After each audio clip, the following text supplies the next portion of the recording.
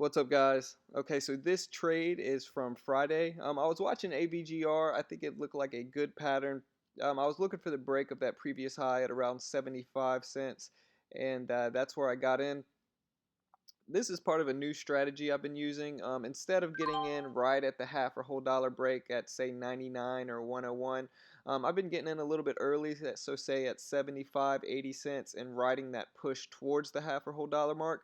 Because a lot of times people will get in at 99 or 102 or 101, and it'll get stuffed right afterwards, and they'll hit a loss on the trade. Wherein if you get in early at 75 or 80 cents, you can ride that momentum push towards a dollar.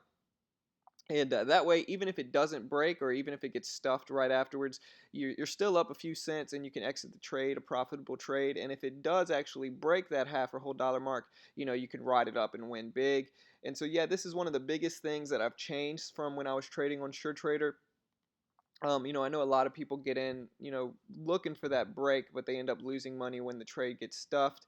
And so, yeah, that's what I did in this case. My entry was 77 cents. I stopped using stop losses for a number of reasons. One of the reasons is, the market makers can see where your stop loss is, and so they're inevitably going to try to stop you out if they see where it's at.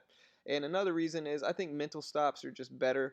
You can reevaluate the trade when it gets to that point. If you think it might head back up, you can always exit out. And if you need to exit quickly, you can always hit the market or hit the bid and, instantly exit the trade. And so, yeah, you can see here it dropped to 72 cents. My mental stop at this point was 70 cents, where that previous support was. And so, yeah, if it would have dropped below that 70-cent range, I would have exited the trade. And, I can't lie, I was a little bit nervous here. I thought it might drop below that 70-cent range, and I would have to exit for a losing trade, but ultimately it ended up reversing right here, and I gained a lot more confidence once I noticed it starting to head back towards that previous high of 81 cents. And, that's another reason why I like ThinkorSwim. It tells you exactly where that previous high is, and it's just a good platform.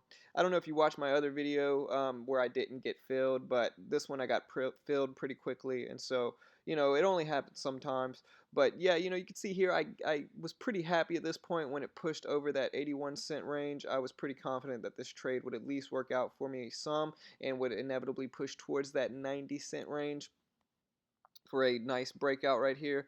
I got in with 700 shares, a lot more than I usually do, but with cheaper stocks that are under $1, they move a little bit slower and a little bit less, and so I think taking a little bit bigger size with these trades is okay.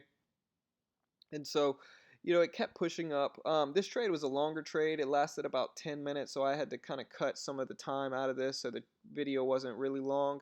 But yeah, this is my third profitable trade in a row on ThinkorSwim. 100% accuracy so far, so I'm definitely happy with my improvement in trading.